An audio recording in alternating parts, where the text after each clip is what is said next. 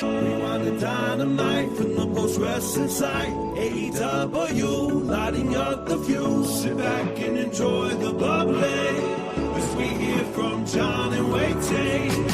Where we're going, we don't need roads. And if the buck stops here, this thing might blow. Everything you hear are opinions of the show. And if you don't like it, go to the forums and let them know. And here we are. It is John Pollock and Bruce Lord who is with me, the man that is often riding shotgun with Karen Peterson. And this weekend, he'll be chatting Ring of Honor, Supercard of Honor, and so much more. Bruce, welcome to the show. We have just gone through about 45 minutes of news covering the passing of Barry Blaustein. We talked about Cuatrero's sentencing, as well as the Triller lawsuit, Best of the Super Juniors preview, NARAKU's debut, and Shane Haste, your new GHC heavyweight champion, making his first title defense. Are you all warmed up now? Oh, absolutely. It's a real smattering from across the whole world, even getting into some MMA business that I was happy to talk about. But yeah, like you said, as somebody who, spends a lot of his time kind of just toiling away in the New Japan tournament mines and then talking about the results of that promotion with Karen. Very happy to get to talk some AEW with you tonight. Well, tonight we are going to be heading to Asheville, North Carolina. This was at the Harrah's Cherokee Center. Last number from WrestleTix was 2,310. This was down about 1,100 from the last time they were here, which was New Year's Day 2025. If you remember, that was the I believe that was the Fight for the Fallen special that they did. It was the one that they had pushed after the all the destruction there in North Carolina that Copeland and FTR had really pushed for and such. But I will say it was not a big crowd, but you certainly had a fairly lively crowd, especially for this opening 10-man tag. And then you got, the Ospreay match, this Darby Allin match as well. This was a really quality show that these 2,300 got. Yeah, and they got loud for those three peaks, kind of at the beginning, middle, and at the end for it. Absolutely, yeah. You were hearing them the whole way through. Very enthusiastic, and I could see why. We started off with MJF arriving earlier in the day, and this was our sight gag where they found every bald staff member, which there were plenty here in AEW, and he's asked by Renee about putting his hair on the line, and he doesn't even respond to her. And we can hear the crowd chanting bald, and he's just walking by bald staff member after bald staff member. This even allowed for cameos from Sanjay Dutt, Christopher Daniels, John Silver. When was the last time John Silver got any time on Dynamite? Brandon Cutler was walking. That's right. Cutler was involved here. And then it ended with Ciampa showing up and showing his bald head. And, of course, Ricochet telling him not to worry. You're going to look great, just not as great as me. So MJF is faced with will he go for the title but put up his hair? And that was what we would have to find out 2 hours and 10 minutes later. But we are starting off with a 10-man tag as North Carolina's own, by way of Toronto, by way of Orangeville. Adam Copeland teaming with Christian Cage, Young Bucks, and Orange Cassidy against FTR, Tommaso Ciampa, and the Dogs. And we had, just like a really fun, entertaining 10-man tag here. The crowd was, pretty amped for most of this. It started with a brawl on the floor, and then Stokely tried to prevent a super kick party as he was dragged inside, and Stokely got involved several times. At one point, Cage tried to take his watch, and then Stokely got blown up, running away from him. And then on commentary, Taz made fun of him for getting blown up, and he's not even a wrestler in the match. So they got the heat on Christian by attacking his wrist, which is he's still wearing a brace for, snapping it on the rope, wrapping it around the post. But it eventually built up to a big tag to Copeland, who was the big star of the match to this crowd. He hit an impaler with Connors. I would say Copeland and Connors, they gelled very well together in this match. Cope teased a dive and thankfully did not hit it. Instead went and was hit with a shatter machine. Cassidy's in for the save, and then everybody is in, hitting their finishers. Connors goes for his spear, but Copeland leapfrogs, so he takes out his teammate Dax, and Copeland and the Bucks do their own super kick party on Connors. Orange Punch is followed by Copeland's spear, pinning Connors in 15 minutes and 53 seconds. And somewhere in all of this, Cage got his left eye busted open here at the end. So this guy has got all these wounds from the wrist to the eye heading into Double or Nothing. And that matches in very nicely with the ornery, asshole persona that he is continuing to play. Of all of the things, of all the crazy stuff that was going on in this match, really nice work from the Bucks in the first half of it, and then I had not thought about the whole dueling spears business that you would get between Connors and Copeland in the second half of it. More than anything, I think what I appreciated about this match was the degree to which just being reminded of how they have maintained this version of Christian, even when we are doing the nostalgia run, tag run, which I don't know that I necessarily have any nostalgia for at this point, but the fact that Christian seemed more focused on trying to get his watch back from Stokely than actually winning, or whatever, I greatly appreciated that. And at the kernel of this, of course, we had the gravitational pull of the Dogs versus Conglomeration feud that just will not end and seems to be drawing more and more people in. They've kind of, I think, hit on something that seems to be getting over with the live crowds and also online, with these, just kind of almost borderline party style, just, 8 and 10 man tags. This one, at least, obviously has more pay-per-view implications moving forward, which was nice to see. Yeah, and we'll get more on the Stadium Stampede, which is growing to become quite the event of 14 bodies that will be a part of that. As of now, who knows how much it will continue to grow by. But first, we go outdoors to the Death Riders training session from earlier today. And let me just say, I love this segment so much. They're playing handball out there. And then Ospreay is in the distance doing neck bridges while observing upside down Moxley working choke setups on Wheeler Yuta. And he takes Ospreay aside. And here these two men are, shirtless, and Moxley, whose role now is playing dad to son Will. And he says, remember that night you won Best of the Super Juniors? Back in 2019 when John was facing Juice Robinson that night? He said you were free as a bird. And the joy in wrestling, do you remember that? These people, they make it so complicated. All these responsibilities, families, bad choices catch up to you. They become weights on your shoulders and you feel like you can't fly. The fact is, Will, nothing is different. You can still fly. Now you're just more dangerous. You're a bird of prey. Don't go out there tonight to protect anything. Your neck, your reputation. Go out there to give something. This was like the greatest promo. I thought John Moxley is so good in this coaching role that I feel ultimately he's going to stab this guy in the back, and it's going to be tremendous whenever they pull the trigger here. But I thought this segment was just great. I think Moxley is just doing so much great character work at the moment.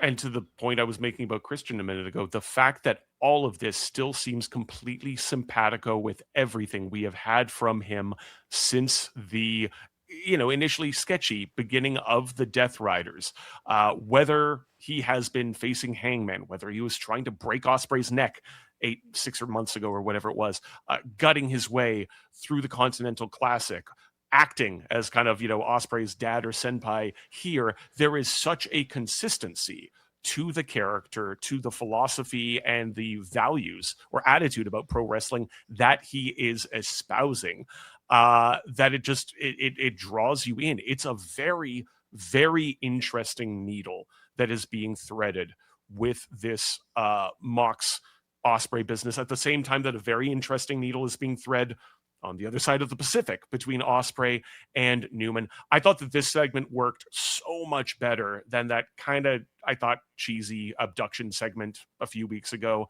that started all of this off. This was great. Just the visuals of were they just in the city? Because there was that beautiful kind of like forest canopy landscape. It felt like they were on the roof or something. They were on the roof. It looked incredible. It was just a really cool visual there. Yeah. And like you said, the visual of just like Ospreay doing the neck bridges while, Moxley's doing his little like, grimy Luthez Stu Hart trainer, like, you pull him up and then you shoot the arm in, kid. That's what you do. It was and Yuta's just like the crash test dummy in this whole thing. He doesn't get to play handball. He's just, he's the whipping boy.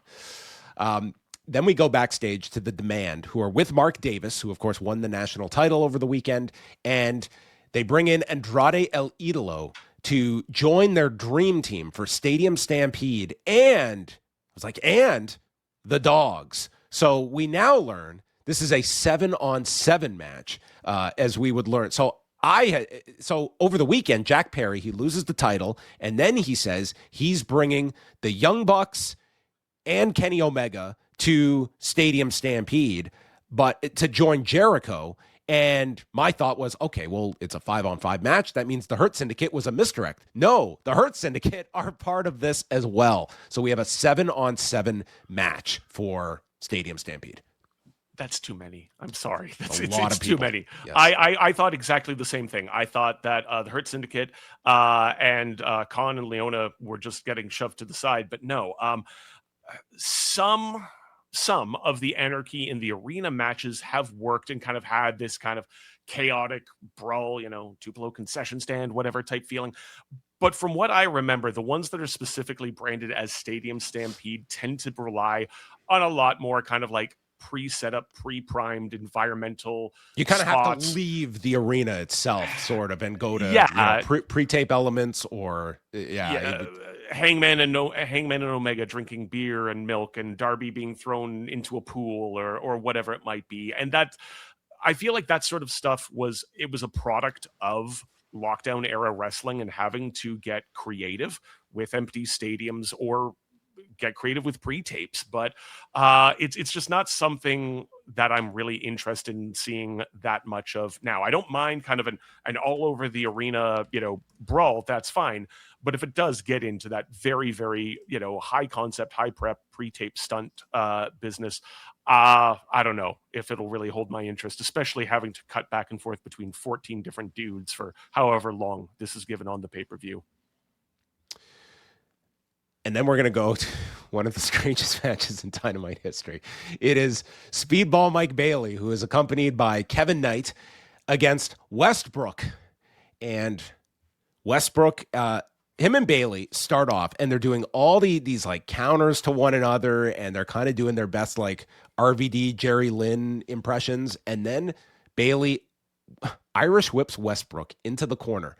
What this man was going for, I can't possibly tell you. I'm sure he had a seamless landing in mind. That was anything but what happened. He tries some flip out of the corner, and it's not like he just loses his footing or something. He gets hung up on the rope. Then from there, he lands ass first on the edge of the apron, and it was, I feel bad for this guy, but it's just the world stands still and leave it to Taz to fill the silence. Well, that happens. And then Westbrook, this guy, he gets up to his feet and yells, "I got this." And he goes for this springboard. Bailey is just like, oh my God, this is like the worst match I've ever been in my life. And he nails him with a kick and wins with the Ultima weapon in 1 minute and 7 seconds. And they just try to forget about what happened here and push that this is the guy's third win in 7 days, and we're just going right into Kevin Knight's match. But dude, this was just a disaster for this poor Westbrook. The Ultima weapon always looks fairly painful for the guy receiving it, and that one looked like it might have had just a little bit of extra weight on it. I know this guy did more damage to himself. He gave himself a finisher that Bailey could have just covered this guy. Yeah, he took a double bump here. This had to be really testing, Mike Bailey's peaceful, hippie, veganish, Quebecois, good-natured personality here. Because this was absolutely brutal. I think I've looked. I think the guys did work some stuff for Deadlock, which is pretty solid indie. I think he might have been going for kind of like almost like a triangle lucha springboard or something like that. But no, this is one of the ones that will make whatever sort of top 10 end of year list. Matthew's phone, I'm sure, just exploded the moment this happened here. You're going to be seeing this one for a while, folks, unfortunately, for this guy. Who knows? Maybe he can get booked, on the collective next year with it. Yeah, I mean, if only we still had Being the Elite, we could blame this all on Michael Nakazawa, maybe greasing the ropes. Mm-hmm. So maybe bring it back for a week.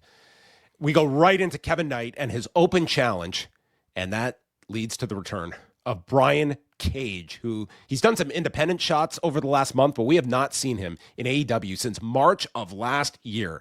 And he comes out and Dude, this guy is older than me by only by a month, but look at this guy.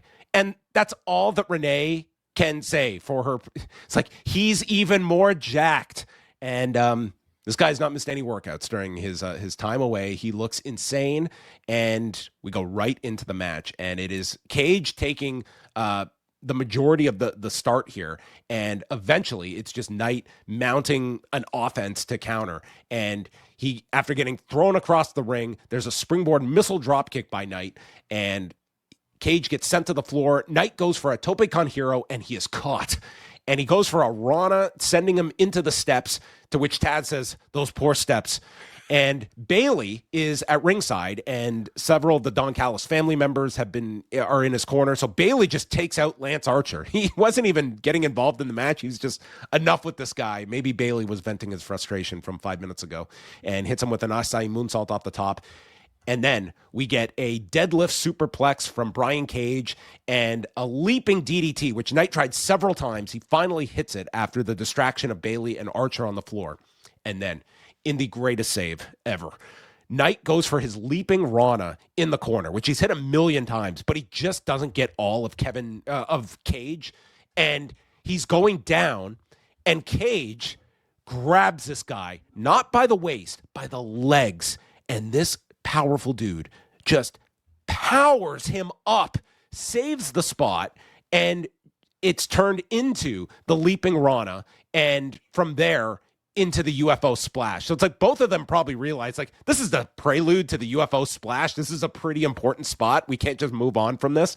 Dude, Brian Cage was so goddamn strong here, and lifting this guy up and teasing the power bomb, and Knight just right into the Rana. It's like, dude, mistakes are going to happen, whatever, but as Wayne and I always look at it, it's like, what do you do with it afterwards? This was so impressive. Like that, this ability to just save this spot. And it totally fits like your Brian Cage aura, that here's this monster who can just lift the guy by his legs from the mat up onto the turnbuckle. It's incredible to me that we're going to be going in one match from, just going to be one of the most egregious botches of the year. Again, apologies to this poor guy, to a textbook example of what adjusting and responding to a little bit of an error in the ring can actually do for you. Now, of course, everybody, very, very few people, very few wrestlers, let alone people, would be able to do what Brian Cage did here in terms of pulling Knight back up, but it made all of the sense of the world in the logic of the match, with him realizing,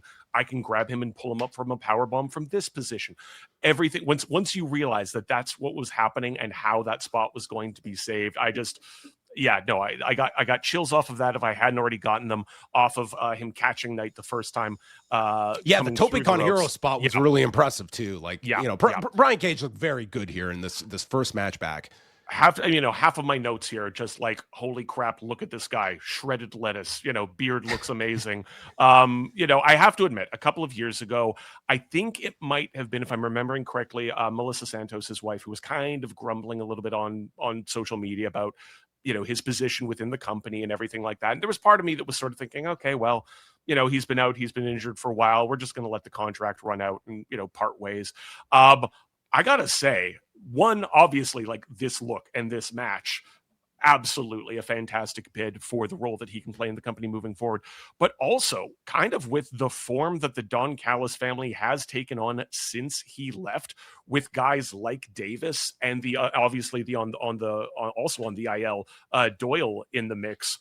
Man, just like, I would absolutely be up for Cage and Davis just wrecking house for a while until Doyle and you got Wardlow back there too. That's on the true. You got all the monsters in this group as well. So this was a very good return for Brian Cage, and we'll see if he can manage to get some minutes. Like, it's one thing you can say about the Don Callis family is like this endless array of performers in this group, but they generally get TV time, and if they're not hurt, they do get focused, and having that just high school classroom of participants, like, they do get them on television. So we will see if Cage can make some kind of a run here. After we have Knight in the ring with him and Bailey, and both are just putting each other over, Bailey says that Knight will be a future AEW World Champion. Knight is always going to support Bailey. until they don't support each other, which, I mean, it is expected that AEW is going to be doing a pay-per-view in Montreal in July. And I would say like that would be as great a place as any to do, even if they're going in it as just like mutual respect for the TNT championship. Like I could see certainly putting Bayley in a big match if they're going to be doing a big show in Montreal. But Bayley then immediately transitions to challenging the winner of Darby Allin and Konosuke Takeshita, which would indicate that we are going to get more title defenses from Darby, even though they've set up Double or Nothing. Although, and he did bring up his past rivalry with Takeshita as well. But no announcement of Bayley challenging, at least by the end of this show. But, certainly they could, they've got Saturday and they've got next Wednesday before the pay-per-view that they could theoretically do this. And they have, if I'm remembering correctly, pretty much every time somebody has been as explicit about this, they have gone ahead with the match, even in a couple of cases where of the Darby defenses when I thought they wouldn't go ahead with it. Everybody else, even the Brody one, I think was just like, I've got my eye on this or something, and he still got the match. So I have to imagine that they are going to go ahead with it. Before we get to that, to the Knight and Bayley business, it's going to be really interesting to see how they handle that and whether or not they, especially if it's in Montreal, whether or not they see some value in at least testing the waters with Knight moving in a little bit of a more heelish direction, just to kind of give him a little bit of feel that out and give him a little bit of experience with that. Mm-hmm. I think we all sort of see the path that Kevin Knight is on within the company. And I think it would at some point behoove the company to at least kind of find out if he is somebody who could do the work and carry off the sort of character work that, playing heel would require, even if it is just for one night, possibly in Montreal. It's a good excuse to it's almost like a dress rehearsal where it's like, you're going to be the heel in Montreal, but it doesn't necessitate a turn. It's just, you're going into enemy territory. And how does he adapt to that? I think he'll do really well. I think it'll bring out a lot in him to be in that kind of a situation against the hometown guy, especially if like he retains the title in Montreal or something. Like you could, it could like take Kevin Knight to another level coming out of this. He's obviously one of like the big guys that they are focused on this year and going into the summer. In terms of the Bayley stuff, I kind of have mixed feelings about the possibility of Bayley Darby. I love the here for a good time, not a long time, ride it till the wheels fall off approach to Darby's title run. I love the fact that we have pretty much everybody with a name in the company gunning for the world title. But, apart from like the Westbrook and Kieran Gray squashes, Bayley has only won one very brief AR Fox match a week back. Before that, his last singles match was a loss in an eliminator to MJF on January 4th. I'm just saying, there are a lot of other guys in this company who on paper definitely would have next before Mike. Well, maybe he learned the secret from AR Fox about getting title shot after title shot despite never winning, because he probably has the record number of them at this time. It's just a thing that, it's not a huge thing, but it's just those little kind of things in the corners sometimes with this company that I wish they could tighten up a little bit. Well, you could cut a promo on someone and get a title shot, or you could go through the Owen Hart Foundation tournament, and we have the brackets released. So we started off with the men's announcement. So as expected, we are getting Samoa Joe and Will Ospreay, which will be part of the tournament, and that first round match will take place at Double or Nothing. On that side of the bracket will also be Mark Davis and Jack Perry in a rematch from last Saturday. I would say that this makes all the sense in the world and makes sense out of why Mark Davis beat Will Ospreay a couple of weeks back ago in Portland, and would probably tell you that Tony Khan had this tournament booked out when that match was made, because I see Davis beating Perry again, and then there's a reason for Ospreay to get his win back against Mark Davis, and now that he's got the Death Riders expertise under his belt. Absolutely. And this entirely undoes what I was just saying about the minor details in this company, because this is a fantastic example of something being set up in a really logical way. And then I think more so with the Ospreay Davis, when you can really go back into the whole, Aussie Open connection that they have going back. You lived in my house. Yep. We can eat off of that for one cycle there. I had to double check this. Can you believe this is the first Ospreay Joe? Yes, match? I double checked that too. And I am fascinated by how what that is going to look like. That could go in so many different directions, and I'm very, very excited about it. On the other end of the bracket, it is Swerve against Bandito, which we had also been building toward for Double or Nothing. So we'll have two opening round matches at Double or Nothing, and that winner will face the winner of Claudio Castagnoli and Brody King. Now, first of all, your thoughts on the brackets, and what was your thought about the omission of Kenny Omega, and how you feel he figures into this? Is there a shot you see him somehow ending up with the belt? Because my thought was Ospreay and Omega meeting in the final here. And I'm starting to think, is it going to just be Ospreay Omega at Wembley? Could you see that as a scenario? That is one way that we could definitely be going with it. And the fact that Omega was not on here kind of reinforce. I think that is one of the two matches that you are getting. Like, or that match had to be one of the two matches that we were getting in either this spot or at the big one at Wembley. I think that if that means that we are going either back to MJF Omega or going back, or I don't even know that we'd be going if Darby and Omega have had a singles in the company before. Feels like they would have at some point. But one way or the other, yeah, that's kind of also been the issue with the Owen. And like you sort of said, the fact that on the one hand, we have a tournament that is broken up over the course of like two different pay-per-views. And meanwhile, we can, and maybe this is a point of establishing the fact that just anybody can come up, call their shot, and they get a title shot next week. And maybe that's how you get an Omega back in the mix that directly. I'm not exactly sure. Yeah, it's one of the cases where on paper, it's kind of easy to book what seems to be Ospreay versus Swerve in the finals, and Ospreay winning. And I've seen some criticism of that, but also, like, if you actually look at the mechanics of how you get there, you've got a lot of really good matches, and you have, like we were sort of saying, with the chance, the thing with Davis versus Perry and whatnot, and whatever they're doing with Swerve and Bandito, you've got a chance to do some work here that gives something to the guys who are not winning the tournament as well. So something that feels a little bit safe, especially when we're only looking at, an 8-man bracket. Not the worst thing in the world.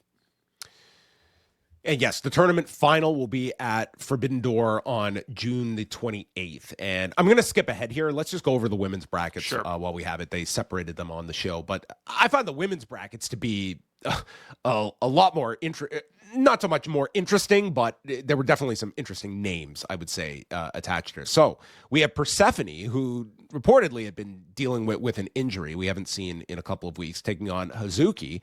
And then Willow Nightingale taking on Alex Windsor. That will be at Double or Nothing.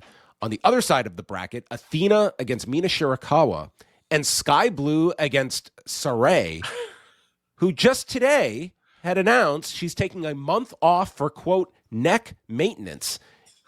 Is it possible both things could be true? That she is taking a month off for a bad neck, and then we'll know that her neck is okay in a month to do two very quick matches, or at least 1 to 2 matches. I think she at least wins one here in the tournament, and maybe makes it to the semifinals. I don't want to. I know we live in an imperfect and fallen world, John, but I don't want to live in a world in which I have to see Saray lose to Sky Blue in this tournament. I think that's a given that she gets to the second round. The question will be facing who I would assume is Athena, but I mean this is a more wide open one in terms of what direction you want to go here. Like certainly you have the prospect of Alex Windsor going to London. You have how much steam they put behind a Persephone. Willow they're obviously focused on repeating as a winner of the tournament as well. So, and the fact that they have Saray in this, like she could be the in-ring star of this whole women's side if she was absolutely booked to be. Like this is one of the best performers in the industry, regardless of gender. Yeah, and I know that she's generally, an independent and freelancer, but when you have Hazuki in there, when you have Persephone in there, it's interesting, with the finals culminating at Forbidden Door. If you compare this bracket to the men's bracket, it kind of underscores the fact that, CMLL and Stardom seem to be kind of being more of the focuses of the parties passing through the Forbidden Door, more so than New Japan this year. So yeah, I agree. A much more wide open sort of bracket. But I have to say, John, I'm a little confused because I did not see a 1-900 number where I could call in to vote who I thought should advance after the matches. Now, am I to understand that the wrestlers have to win wrestling matches in this tournament in order to win the Owen Cup? Is that's how it's going to end at Forbidden Door, is that the Forbidden Door will be open after the finals conclude, and John Cena is going to come out and ask the fans who was the real winner of this tournament, and that's when we will find out that Hazuki and Claudio Castagnoli are going to Wembley Stadium. See, I'd say that if John Cena, crosses through the Forbidden Door, then we the fans are the winners, John. We really are. Yeah, that John Cena classic has taken a beating this week. I almost was like, man, it's like 10-8 for the critics out there, and they've just broken this tournament into pieces.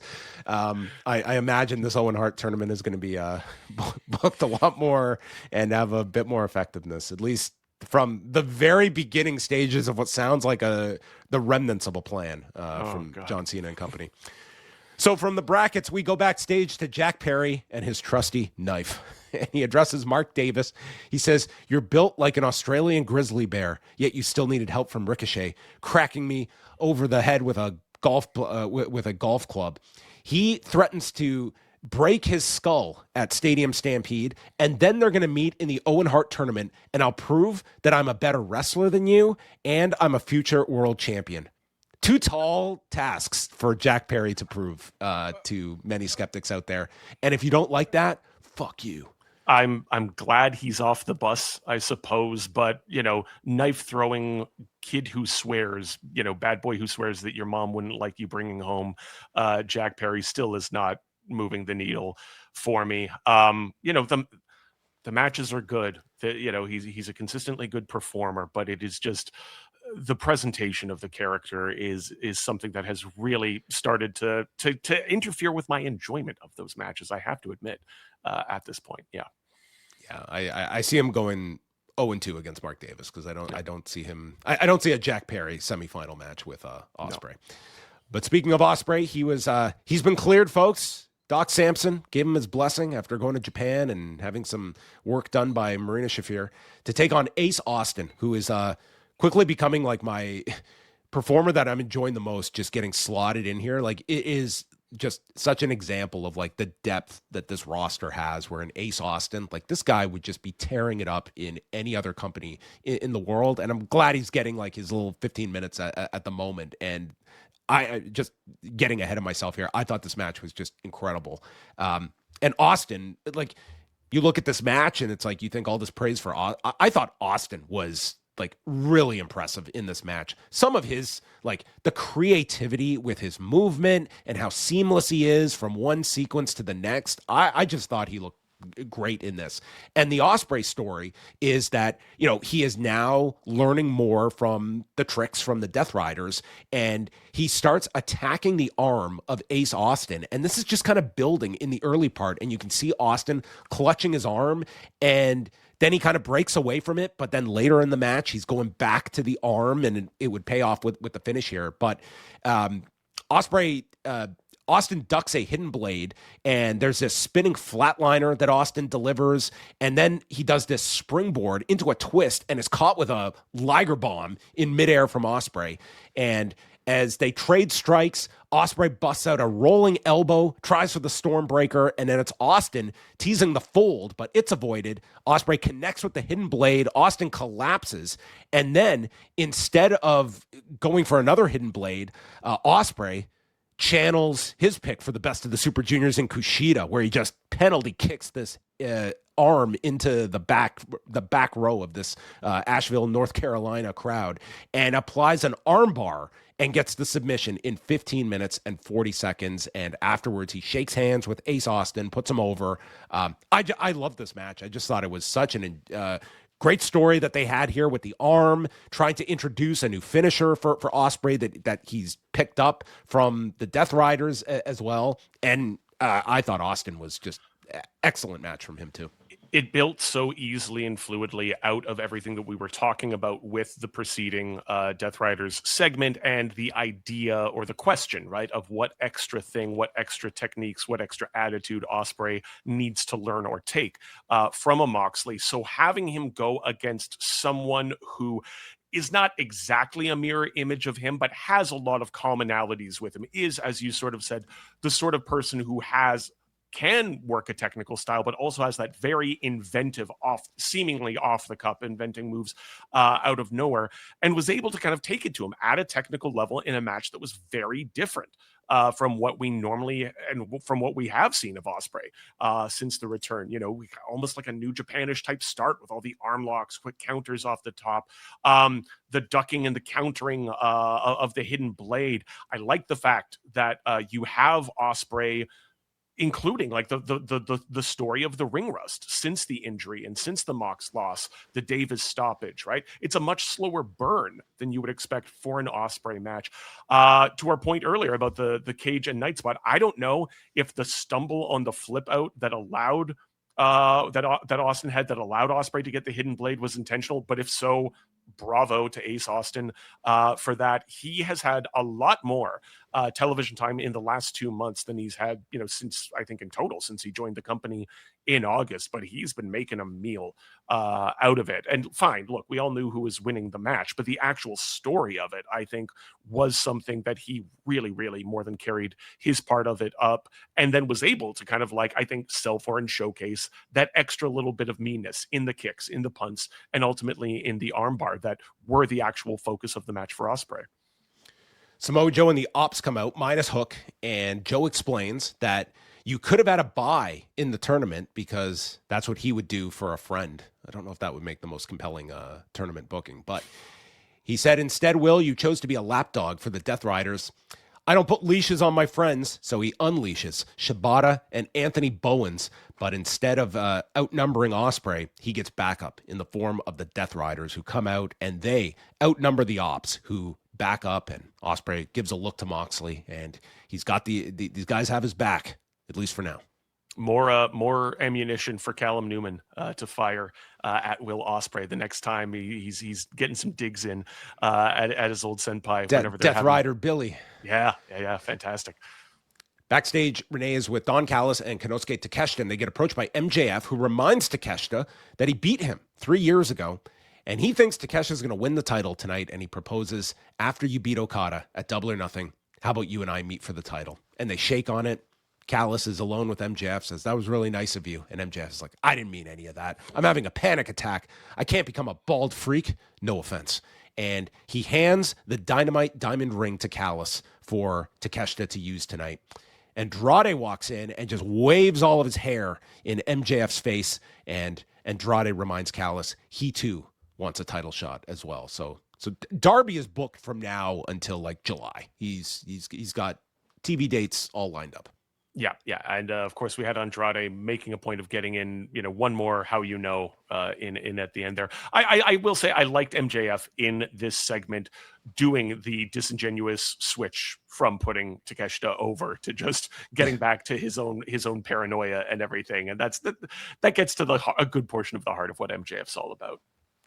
The conglomeration were interviewed. They have not decided yet who are going to go for the tag titles after last week's Double Jeopardy win by Orange Cassidy. Kyle suggests that Roderick and Orange be the team because he's got his eyes on Jon Moxley's Continental Championship, which would probably be another Double or Nothing match, because Moxley has nothing for Double or Nothing as of now. So I will gladly take another Moxley Kyle redo.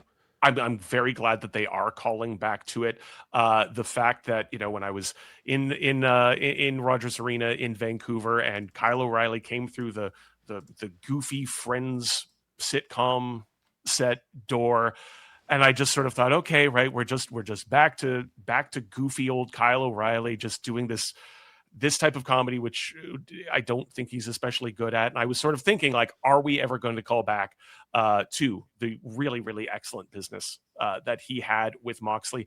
Obviously, the over-the-top goofiness of the conglomeration segment is not my cup of tea. But if they actually treat that match, if it does go to the pay-per-view, with a modicum of the seriousness and brutality that it calls for. I'll be very happy to see that.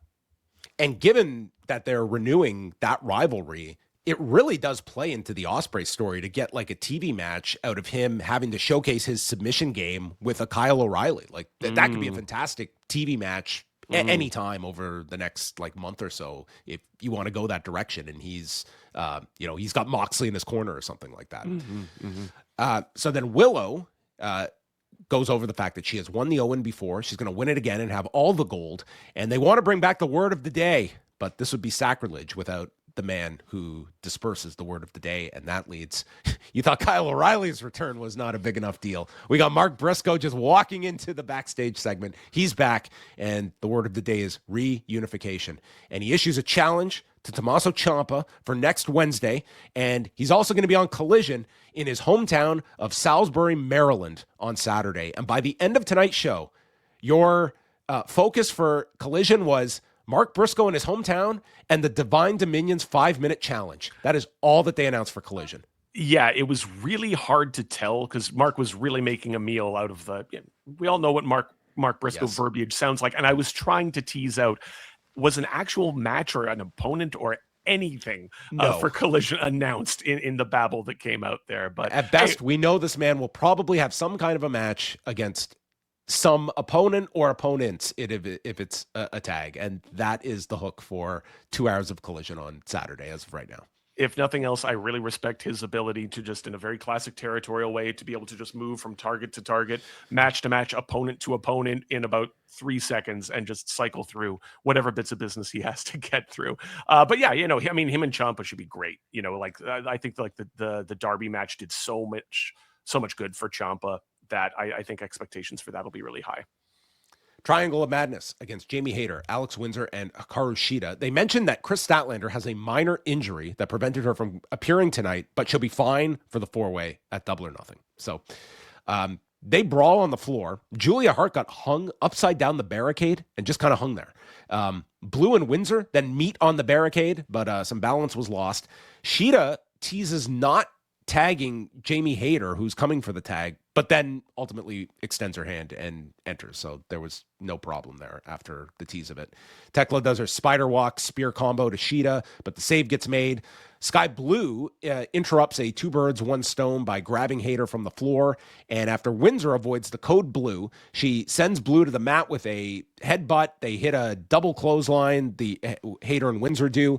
And 2 birds and 1 stone gets stopped by Tekla's belt shot for the very rare disqualification at the 10-minute mark, as Blue then places Windsor into a dragon sleeper, and Julia Hart missed one of the referees, leading to Willow Nightingale, Mina Shirakawa, and Thunder Rosa running down to run them off.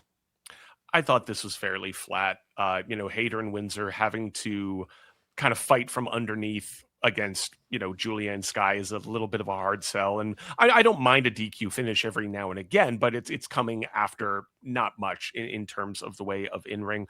I just also kind of have a looming sense of irritation with the whole Shida business, simply because so much of it has been driven by these very forced backstage segments with Shida and Shirakawa sniping at one another. Stat gets irritated and storms off.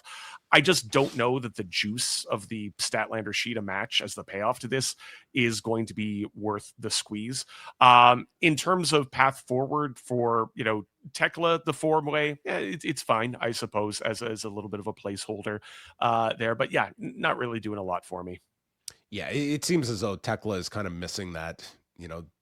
I feel she really excels in like these one-on-one programs, and it doesn't like she beat Hayter.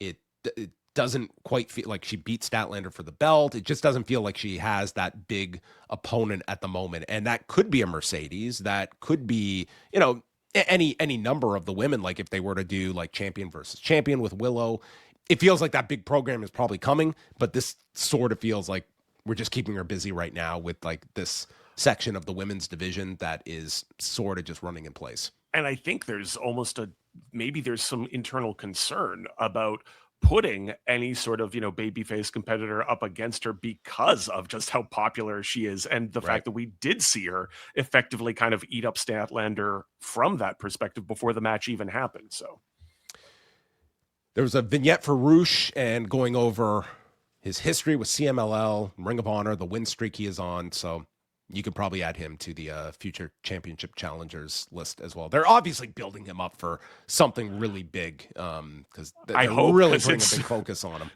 He just keeps squashing dudes. He just keeps getting vignettes telling us what happens when you mess with the bull, and it never really seems to go anywhere. Maybe he's got to get by Westbrook. That's going to be the key. There we go. That's his title eliminator match. Yeah. The real gatekeeper of this division. Yeah.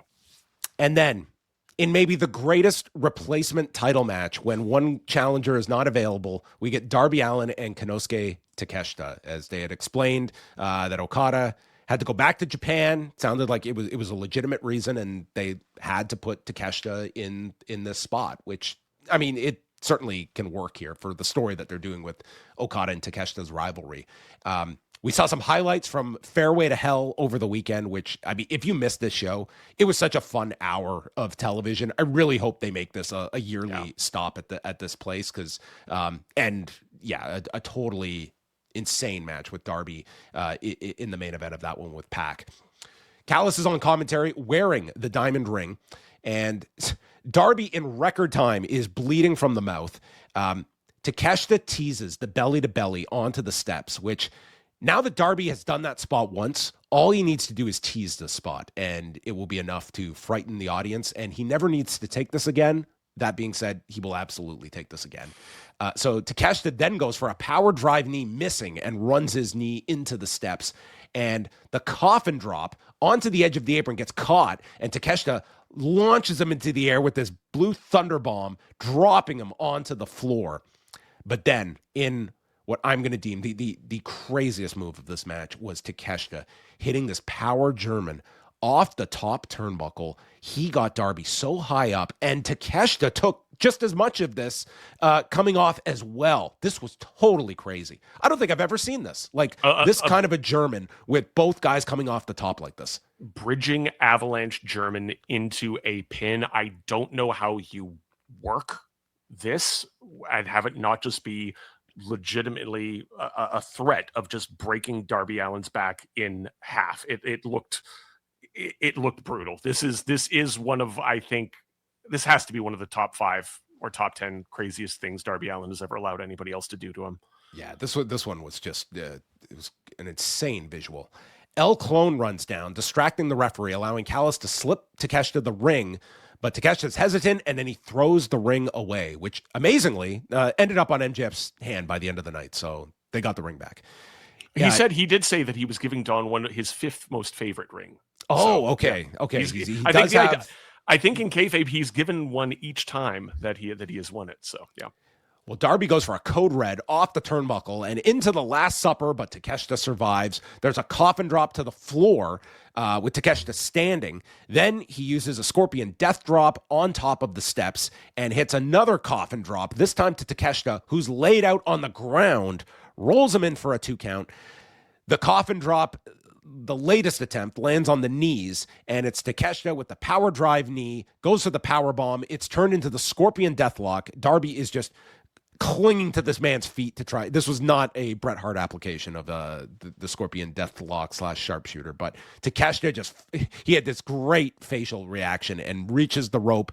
And as soon as he hits the rope, Darby sprints to the top, coffin drop, another coffin drop, and he retains the title in 15 minutes and 31 seconds and keeps this ungodly streak of title defenses alive as they promote that he has had, I believe, 5 title defenses now in 21 days or something like that.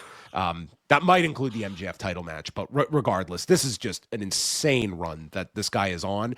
And based on, we don't know what's on Collision, this guy could very well end up on this Collision show on Saturday as well. But I would think we are definitely getting this Bayley match within the next week. Yeah, I was going to say he's got to defend it against Bayley, of course. Yeah, no, this was great. I don't know that it quite got to the levels of the Ciampa match, but I mean that's like the best match. I think Ciampa to me is the high point of these title defenses, but it's going to be quite a list. Yeah. This was in spitting distance of that. I rewatched at least the back half of their one AEW singles that was up on YouTube from a couple years ago. Just a classic pillorying of Darby until the smaller guy couldn't move, and you saw that again here.